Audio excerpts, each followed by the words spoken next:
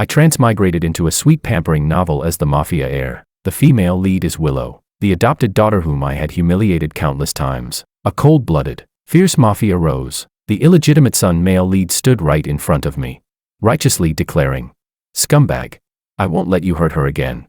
Yet the next second, the icy, gloomy female lead pressed a knife against his neck. I solemnly announced, "Bro, I proudly declare you the clown of the year." Chapter 01. I transmigrated into the book at a rather coincidental point in the story. My father had just assigned the fierce underworld femme fatale, Willow, to be my personal bodyguard. Although she silently accepted it, I, who had read the entire novel, knew very well that she didn't want to. The heroine admired strength and looked down on me, the black market rich kid who only talked about business. In her eyes, I wasn't cut out for the underworld at all. The original me also looked down on her for being a female bodyguard. He treated teasing her as entertainment, which made the heroine extremely disgusted. But to repay a debt of gratitude, she could only endure all the humiliation, and her personality grew darker and more withdrawn. And that was what gave the male lead, the illegitimate son, the chance to save her. He used her against me, but now that I'm here, I naturally won't let him succeed. So I took the initiative to find my father and suggested that I fight the heroine.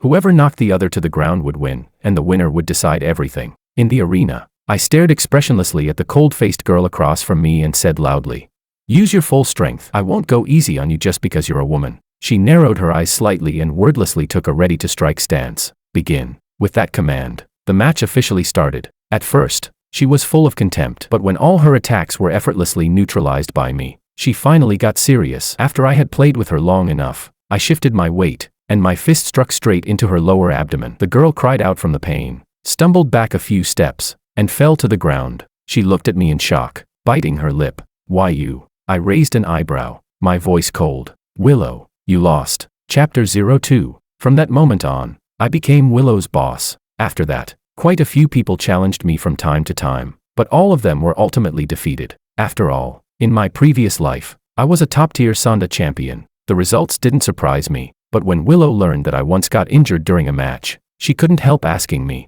"Why do you always fight so desperately?" I glanced at her and answered seriously, "I know you look down on me, and not just you, many people in the syndicate look down on me. They think I'm a spoiled rich kid who only knows how to brag. The reason I give everything I've got isn't just for you. I want everyone to see that my father's son is not a useless waste." She lowered her head, avoiding my gaze, her lips tightening. "I'm sorry.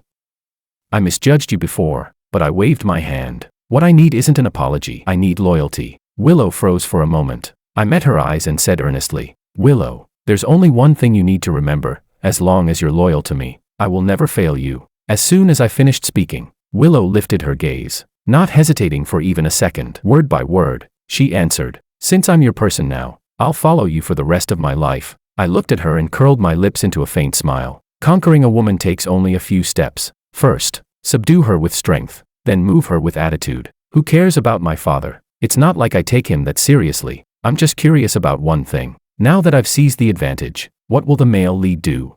Chapter 03. In the blink of an eye, 5 years had passed. I was now a junior in college, yet I had already taken over part of my father's business operations, and I had moved into an apartment closer to campus. But today, I was suddenly summoned home by a phone call from my father. Sitting in the car on the way back to the villa, I said casually, "Willow, something interesting is going to happen today." Willow looked at me, full of confusion. I merely raised an eyebrow, not planning to explain. "The heroine, your male lead, is about to make his entrance today. Let's see whether this plot can still be changed. If it can't, then I'll just have to get rid of you. After all, even if my identity is fake, the achievements I've worked so hard for over the years are not something I'll hand over to someone else." Walking into the villa, I immediately saw the man sitting beside my father. He was dressed formally, his gaze clear. The moment he saw me, he politely stood up. My father patted his shoulder, but when he looked at me, his gaze carried a warning. His voice was cold as he said, "George, this is your younger brother,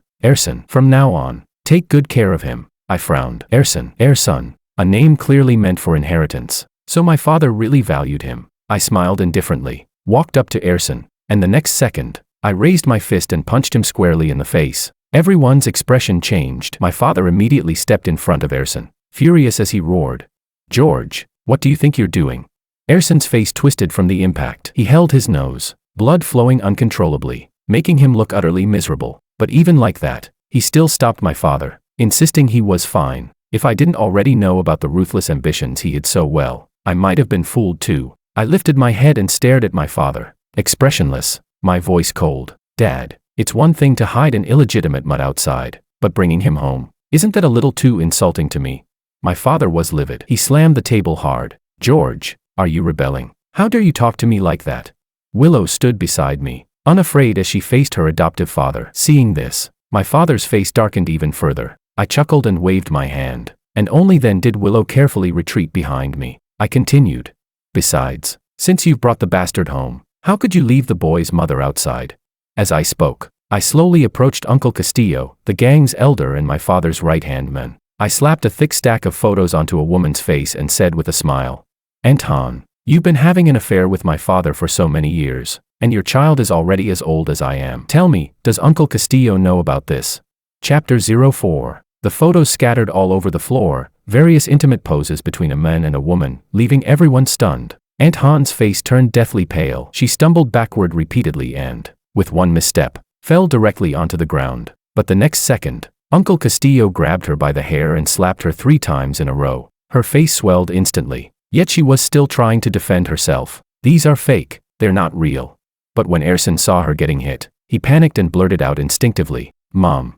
That sealed everything. I laughed freely. I said, well, even your son admitted it. Seeing the situation explode, my father tried to intervene and stop this farce, but Uncle Castillo, blinded by rage, ended up fighting with him directly. The entire hall descended into chaos. I watched the scene coldly, but a faint smile tugged at my lips. Willow, we're leaving. Willow nodded, but just as we reached the door, someone blocked our path. Ersan glared at me and shouted, You bastard, this is all you're doing.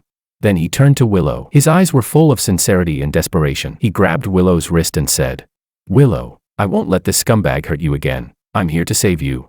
But the moment his words fell, Willow pressed a knife straight against his neck. Ersan froze, his expression completely shocked. His face went pale, as if he simply couldn't understand any of this. I looked him directly in the eyes and said with a smile, If you provoke her, are you sure you still want to live? Then I made a solemn announcement. Brother, I hereby crown you Clown of the Year. I never imagined Ersan would be stupid enough to provoke her right in front of me. Did he really think Willow would go with him? Besides, all these years, I have never mistreated Willow. What saving was he even talking about?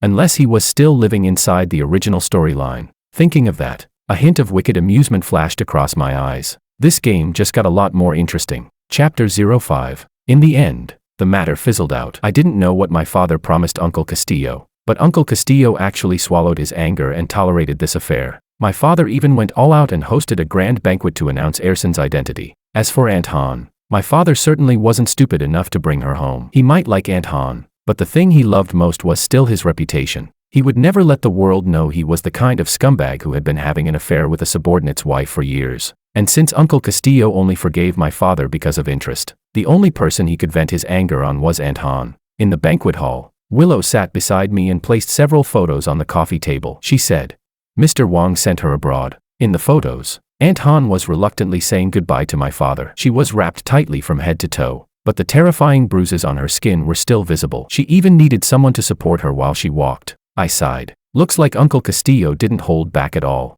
Setting down my glass, I said coolly, Her son is now a member of the Wong family and will be one of the legitimate heirs. She spent years scheming for exactly this, so why would she leave so willingly? What did my father promise her? Willow rested her cheek on one hand as she replied.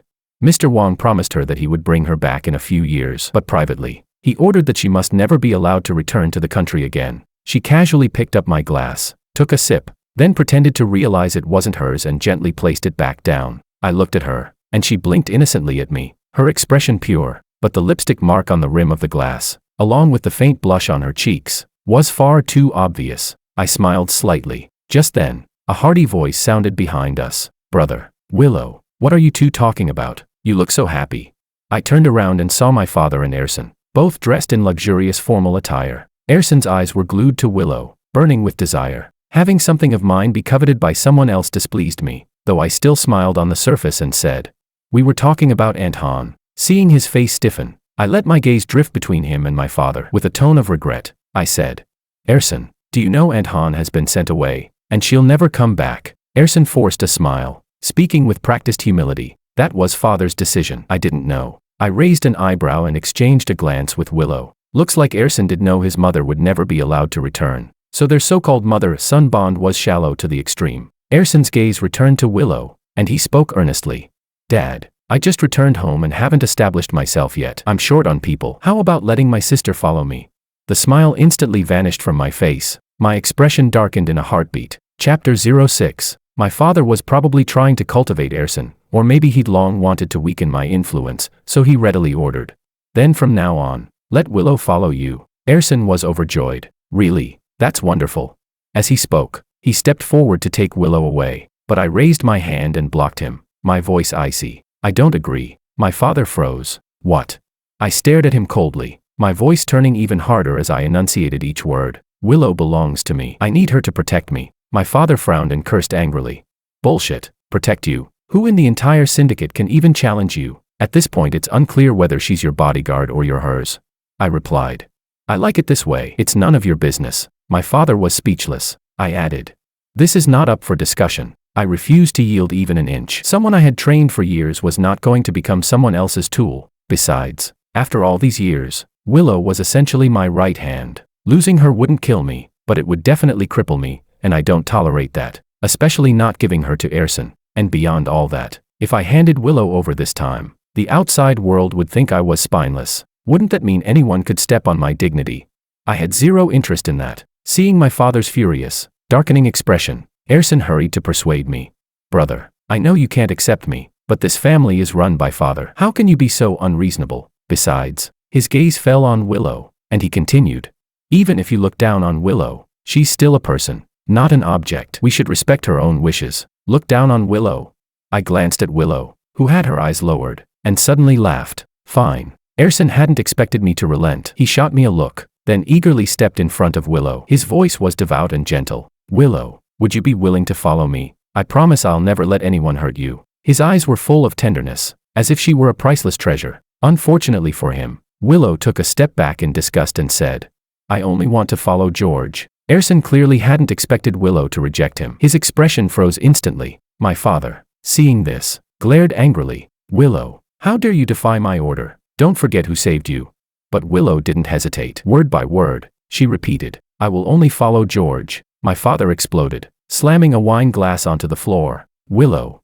The glass shattered instantly, shards scattering everywhere. I pulled Willow toward me, but she still got hurt. Seeing the cut on her arm, my vision darkened with fury. I walked up to my father. His expression was cold, but mine didn't waver in the slightest. My voice dropped low. Don't push your luck. His face twisted with rage. His hand trembled as he pointed at me. You two are rebelling. Is that it? This is my Wong family. I let out a cold laugh. My father really was getting old. He could no longer see reality clearly. After his affair was exposed and his foolish banquet, he had already stirred up a lot of resentment. And besides, compared to an aging, muddle-headed ruler, everyone preferred a sharp, capable leader. Otherwise, how could I speak with such confidence? I smiled faintly. How could we rebel? I'm your most filial son. Then I gave him a sideways glance and added lightly, at least, before you piss me off. Chapter 07. My father looked around and realized that the subordinates who once followed him were now merely watching coldly. None of them intended to help him. His face shifted between blue and purple, and in a fit of rage, he turned and stormed off. Erson glared at me viciously, hatred burning so intensely in his eyes he looked as if he wanted to tear me apart alive. But I smiled cheerfully back at him. When Willow stepped forward and took my arm, Erson's expression twisted faintly. Only then did he turn and leave. On the way home, Willow frowned slightly. Her gaze lowered as she said, George, he's strange. Leaning back in my seat with my eyes closed, I opened them upon hearing her words. How so? Willow tilted her head, thinking for a moment before answering. He's completely convinced you treat me terribly. He secretly approached me many times, trying to persuade me to leave you. I smiled faintly, not surprised by her perceptiveness. Maybe he really does know something. I closed my eyes again, enjoying Willow's massage as I thought. How interesting. It seems Erson truly isn't the male lead from the book I read. So is he reborn? Or did he transmigrate too? And very soon, the answer revealed itself. Erson sought me out on his own, looking at me as if victory were already his. He smiled and said, I know you're not from this world. Let me tell you, I'm the real male lead. Willow belongs to me. No matter what you do, it's pointless, and you're no match for me, I replied. A match? Setting down my coffee cup, I said lightly. You're not even qualified to be my opponent. Erson's expression shifted instantly. He gritted his teeth and said, "George, don't be so smug. You're only ahead for now. But since I'm here, I'll set everything right. Do you really think someone like you can change the ending?" I looked at him coldly, saying nothing. Seeing that I still didn't take him seriously, hatred twisted across Erson's face. He snapped, "Just wait. I'll take back everything I lost." I blinked and smiled gently. "I'll be watching." So, Erson was a transmigrator. At the start, he probably assumed he was naturally the protagonist and didn't take me seriously at all. But now that he'd come yelling in front of me, it meant he had finally realized that the plot had changed, and that my influence was no longer something he could shake. So then, what will he do next? How exciting. Chapter 08. In the year I graduated, I successfully entered the corporation as the general manager, but in reality, I had already been the true controller of the corporation for a long time. The underworld was no longer a viable path. It was through years of my planning that the syndicate was cleansed and transformed into a publicly listed company. Now, the corporation was thriving. The former gang leaders had become shareholders and earned enormous profits every year, legally, without the constant fear and danger of the past. Naturally, I received their full support. As for my father, he was still the CEO in title, but he had long become an empty shell. At the shareholders' meeting, the shareholders proposed, for the 5th time, the transfer of leadership. Watching my father's dim, defeated expression, I curled my lips slightly. As expected, after the meeting he came to me, with Erson by his side. He said in a low, heavy voice, "I'm willing to step down from the corporation, but I have one condition." Without even lifting my head, I replied coolly, "If it's about arranging a position for Erson, forget it." He glared at me and shouted, "Must you destroy him completely? He's your brother." I set down my pen and finally looked at them. My tone was indifferent as I said, "Dad, you really know how to joke. I don't even acknowledge you. Why would I acknowledge some illegitimate stray?" "George." My father grew even more furious. I slammed the pen onto the table, cutting him off. My voice rose sharply. "Address me by my title." I continued. "The only reason I still call you Dad is because I don't want to make things too ugly and ruin the Wong family's reputation." But my gaze turned icy as I stared at both of them, anger flashing in my eyes. "You should know better than anyone that the moment you sent assassins after me again and again, any father-son relationship between us ended." Both their expressions changed instantly. Erson looked at me in shock. How did you know?" I ignored him completely and kept my eyes locked on my father. My voice was sharp as a blade. "Father, the Wong family is no longer something you can control single-handedly. You can choose to leave with dignity, or you can be thrown out in disgrace. I'll give you only one chance to choose." My father stared at me, both shocked and enraged. I didn't back down at all. After a long moment, his expression turned ashen, and he silently exited the office. Erson quickly followed after him. Watching them leave, Willow narrowed her eyes. Her gaze, venomous like a snake's, locked onto their retreating figures. Her voice was icy as she said, "I can kill them. I should kill them." I stood and gently cupped her cheek, seeing her face flush slightly. I smiled softly, none of the earlier fierceness visible. I said, "Death is far too easy for them. That's not what I want. If others don't offend me, I won't offend them. But since my father and Erson dared to provoke me again and again, dared to try to kill me, then they'd better be ready for me to crush them completely." Chapter 09. After that day, my father did not step down from the corporation, but I wasn't in a hurry, because something far more interesting happened. Breaking news: stock market genius Erson bets big on Nexapharm. Investors rush to follow. Nexapharm's market value skyrockets by billions in 10 hours. Experts warn of investment risks, avoid blindly following. Erson's name was trending at the very top of the hot search. For the past 6 months, he had been frequently appearing online. He repeatedly placed large stock investments, and every single time, he won big. Word spread quickly. He became the legendary stock market prodigy who never lost, the most anticipated investment genius among retail traders. Many experts advised the public not to follow the trend blindly, but their warnings had little effect. I opened the comment section, and unsurprisingly, it was full of worship for Erson and ridicule toward the experts. Some comments read, "What useless experts. Last time they said not to follow. And what happened? My buddy made tens of millions overnight. Those trash experts probably secretly followed the trend themselves. With a genius like Erson hitting 100% success, only an idiot would listen to fake experts." Many reporters rushed to interview Erson. One reporter asked, "Mr. Wong, it's said that you invested in Nexapharm this time, and many investors have followed your lead. Do you have anything to say about that?" Erson smiled confidently, brimming with certainty. "Thank you for your trust. The results this time will definitely satisfy everyone even more." His attitude of absolute victory sent his fan base into a frenzy. I turned off the television, smiling in satisfaction. I do like his confidence. Nexapharm does indeed have huge growth potential. This investment truly is guaranteed profit. Willow lifted her gaze to me and asked, "Should we release the information we gathered?" I waved my hand lazily. "Not yet. We'll wait for when it becomes even more fun." Chapter 10. And as expected, after one market cycle, Nexapharm's stock surged dramatically, becoming a massive dark horse. The investors who followed Ersin earned huge profits, while those who didn't follow were beating their chests in regret. The stock god's reputation soared to its peak, even surpassing that of top-tier celebrities. Countless interview programs scrambled to invite Ersin. During an interview, a reporter asked about his next investment target. Ersin sighed helplessly and said, "My brother once asked me who I'd bet on next. I didn't tell him, and he threatened to kick me out of the Wang family unless I gave him the information." Instantly, the entire internet erupted with attacks against the Wang Corporation and against me. Shocking. Major Wang family scandal exposed. Eldest son George has secretly seized control for years. George threatens stock god Ersin, forbidding him from influencing investors, and tries to kick him out of the Wang family.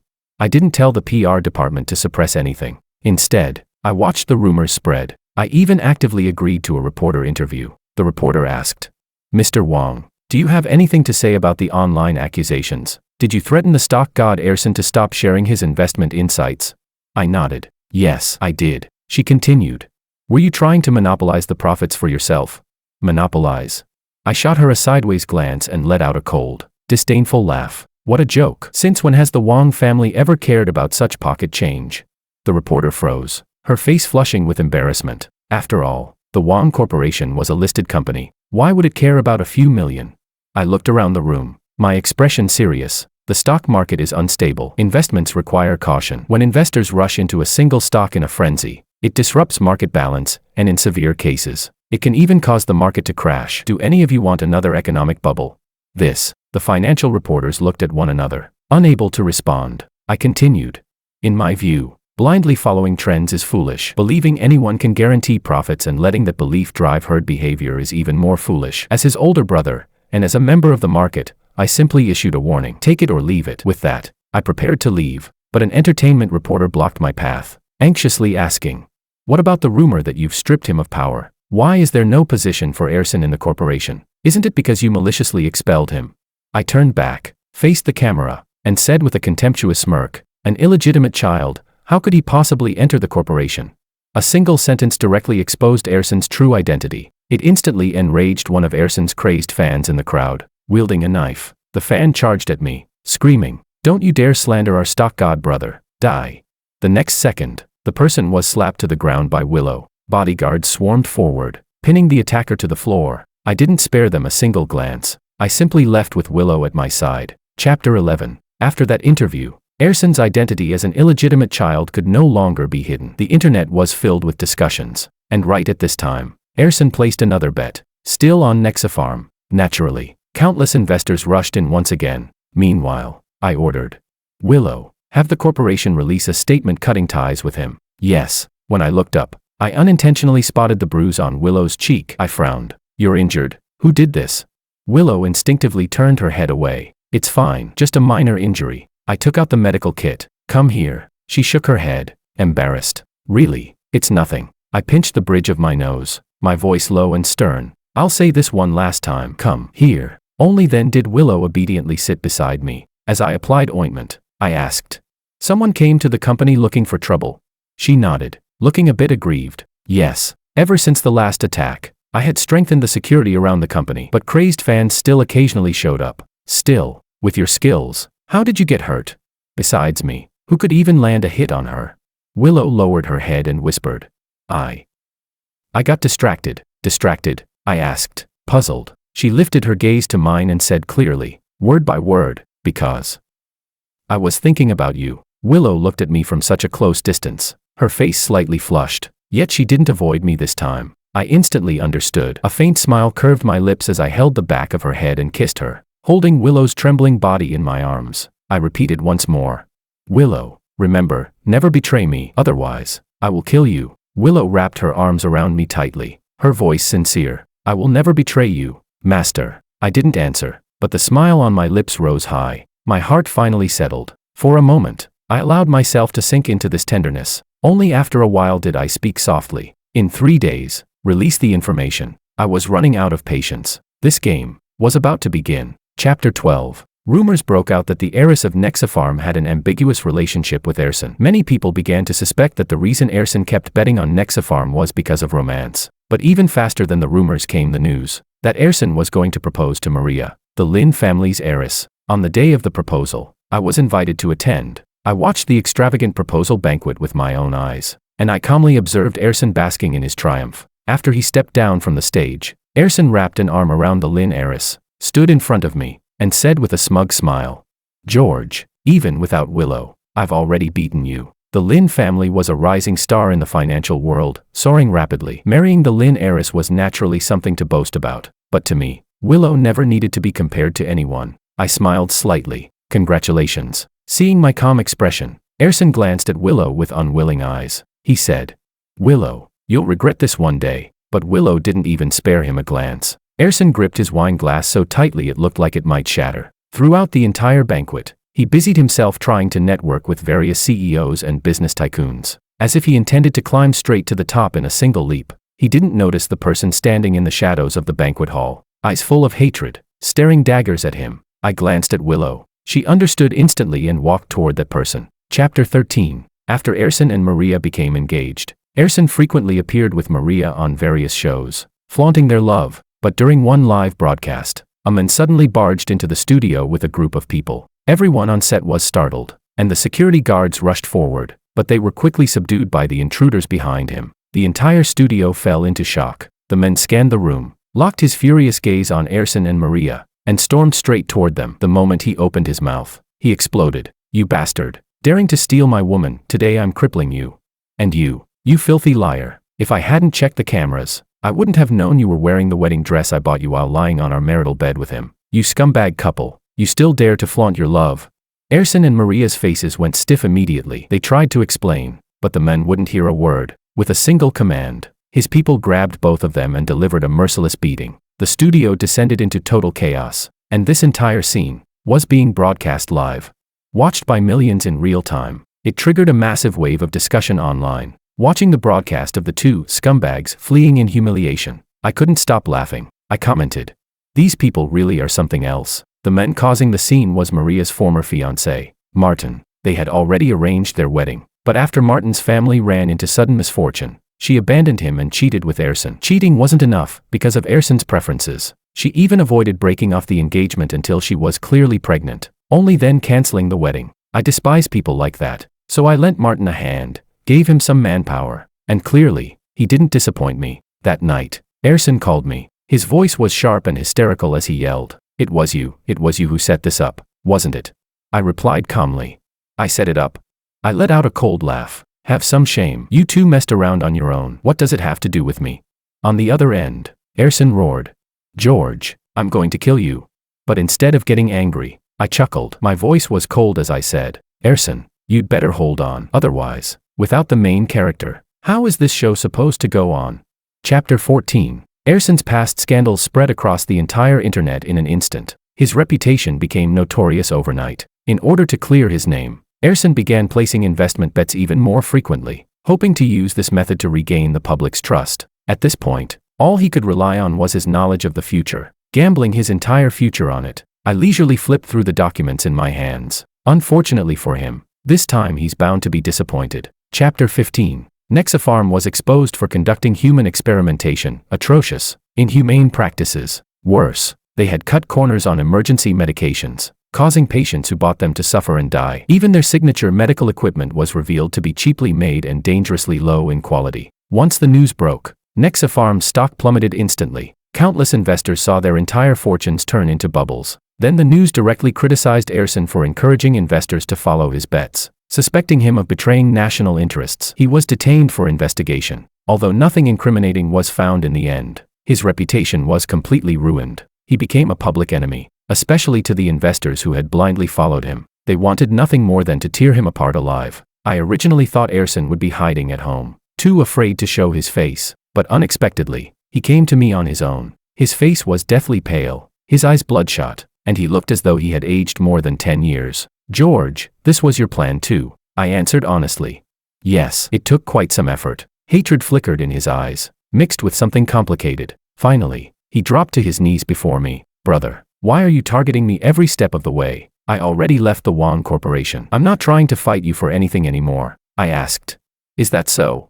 My tone indifferent. Kneeling before me, Ersin nodded frantically. Really, just give me some money and let me go abroad. I'll never come back. Please, please. Big brother. He raised his head, looking at me with desperate humility, as if I were his lifeline. Unfortunately for him, I wasn't. I was the devil who would take his life. I patted his cheek, studying his pathetic state, and suddenly let out a cold laugh. If you really weren't trying to fight me, I said, then why did you secretly contact our shareholders? Why did you push my father to speak for you? Why did you buy off my secretary to report my every move to you? Why did you steal confidential corporate documents?